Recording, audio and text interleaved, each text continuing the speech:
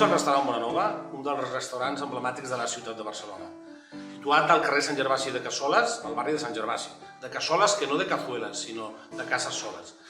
Els orígens del restaurant, als principis dels anys de l'any 19, dels anys 30 als anys 60, és conegut també com els Villares, el Tonet, com el Cafè del Nord, com el Casinet, degut a que la zona de l'entrada hi havia un bon billar, i anava a jugar al billar, i anava a jugar a les cartes, i era el concepte de cafè. Acabat d'això, a partir dels anys 60, ja comencem tota la família, els meus pares, tiets, part de la família, la meva família són arauresos, el meu pare i la meva mare, i el nom ja es va posar com Restaurant Bonanova. I vam començar a treballar, a fer un menú, a fer un cobert, i a treballar moltíssims. Aquests anys van ser uns anys importants per molts dels restaurants de Barcelona. I amb el nostre concret, molts esforços, molts anys, 10, 12, 15 anys pràcticament sense fer cap dia de festa.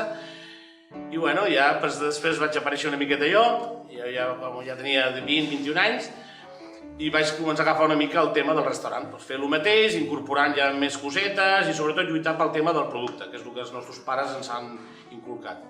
Quan toca la carxofa, quan toca el pèsol, quan toca tenir un bon pupet, quan toca tenir una bona angula, fer sempre uns bons canelons, uns bons macarrons, una bona sopa d'escudella, vull dir, el de tota la vida. Però sense faltar les coses de cada dia, les coses quotidianes, l'intentar tenir la millor gamba i el millor marisc. Dit això, una mica la trajectòria està molt divertida i ara farà cosa de 2 anys que s'ha incorporat directament a la cuina el meu germà, el Carles, que porta tot el tema de la mise en place, la preparació amb tot l'equip, un equip humà molt maco al restaurant. La meva germana tot el tema de la comptabilitat i porta totes les comptes. I jo faig una mica del mestre de cerimònies, fer una mica la conya, passar-nos-ho bé, atendre el client, intentar que el client mengi el que pertoca en cada moment, el que hi ha. I aquesta és una miqueta la història. A nivell patrimonial, exteriorment, conservem tota la part de la façana, les 2 arcades que donen accés al restaurant, amb tota la fusta, tot igual que hi havia originalment. Entrem a la part de dintre, on diferenciem els 2 espais. Un espai habilitat per menjador més petitet i la part de l'entrada, que és la més maca, la part on estaven els billars, la zona de cafè, la zona més d'esplai, on conservem encara una barra que era de fusta, ara s'ha fet tota de marbre ben maca, mantenim el terra exactament igual, amb la mateixa ceràmica que hi havia, que es va fer especialment perquè quedés igual. També una barana que dona accés a la vivenda, que es pot veure inclús a l'entrada, una barana de ferro molt maca. Totes les columnes són originals, també. La màquina National, aquella màquina de fusta registradora que té molts anys de posada d'aquesta barra que us he esmentat. I tota la part on posem les ampolles darrere, amb una ceràmica molt maca, tot es manté exactament igual. Jo recordo perfectament com si fos ara com estava. Inclús a darrere la barra, on tenim ara ubicada la cafetera, tota la ceràmica que hi havia antiga, i es conserva el número de telèfon de 5 xifres dels anys 30, 40, això també és una part important de ressaltar.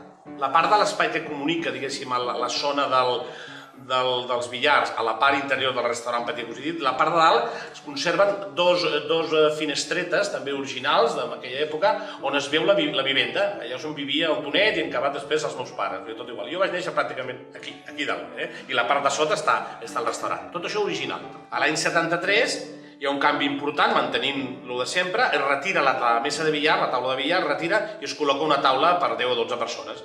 I el menjador de dintre, que ja existia exactament igual, es va fer una petita reforma mantenint també, com hem dit a fora, tot el terra el mateix, que es va buscar que sigués igual, i es va fer tot un voltant amb una ceràmica tota d'ocellets, que era molt maco, i pintat amb els mateixos colors que hi havia. Llavors va canviar una miqueta les làmperes, perquè eren una miqueta, o sigui, no estaven dintre del que seria considerar una cosa modernista ni una cosa art déco, i es va buscar als meus pares alguna cosa adient per aquest espai, que era el mateix restaurant que hi havia fora, però amb un altre ambient. Li diem Salón Pajaritos, pel fet dels pajaritos, i tot igual que era, i a fora la part de billars.